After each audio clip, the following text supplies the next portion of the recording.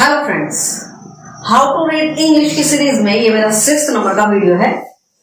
इसमें मैं आज आपको बताऊंगी कि स्वर या वॉवेल्स कैसे कॉन्सोनेंट्स यानी व्यंजन को आवाज देते हैं। सभी की अपनी एक मात्रा होती है। जैसे हमारे स्वर अ आ ई ई मात्राएं लगा देते हैं, वैसे ही इसमें वॉवेल्स जो हैं वो मात्राओं का काम करेंगे। मैं आपको यहाँ पर क्लियर कर देती हूँ इस बात को।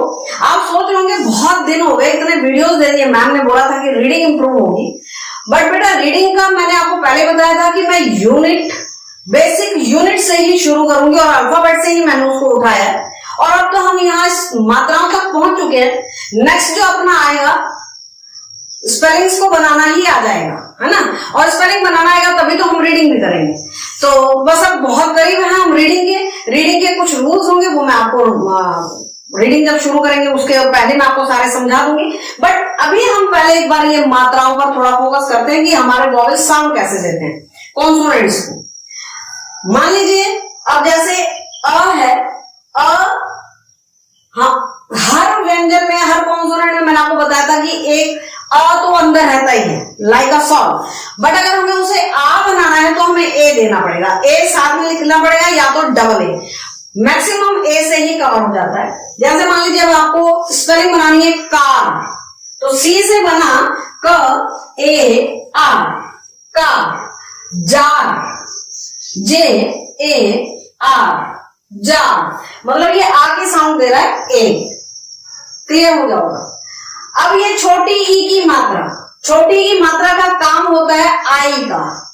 और बाकी मैंने ई वाला जो आपको मैंने सारा वीडियो दिया था इफेक्ट का, ई की साउंड की इफेक्ट का, उसमें मैंने आपको बता ही दिया था कि आई पर, यू पर अपना और ए पर कैसे ई इफेक्ट करता है, वो एक अलग है।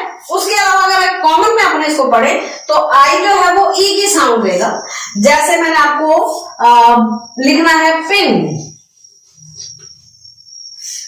टिन, TIN, तो समझ में आ रहा है कि टी को, जो ट है एक्चुअली, टी को ई की मात्रा दे रहा है आई। ठीक है।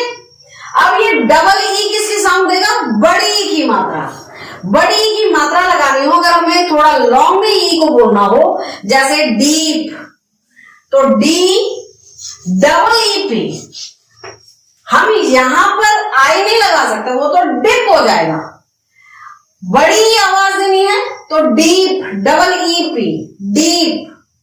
Keep double E. आ रहा है ना अभी समझ में आपको? यू की ही साउंड देगा, मतलब छोटे ऊ की मात्रा को लगाएगा। अब इसमें जैसे पुट, बुश, BUSH, ऊ की मात्रा लग रही है इसमें। एक्सेप्शंस हर जगह हैं, वो मैंने आपको पहले भी बताया है। PUT पुट है, बट BUT बट भी होता है। ऐसी चीजों को याद कर लेना चाहिए, बाकी चीजों के लॉजिक समझ लेने चाहिए।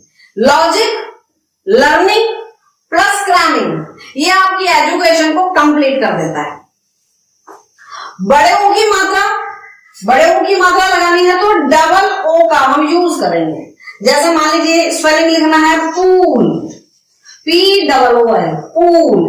लिखना है कूल, COOL, कूल। ओके।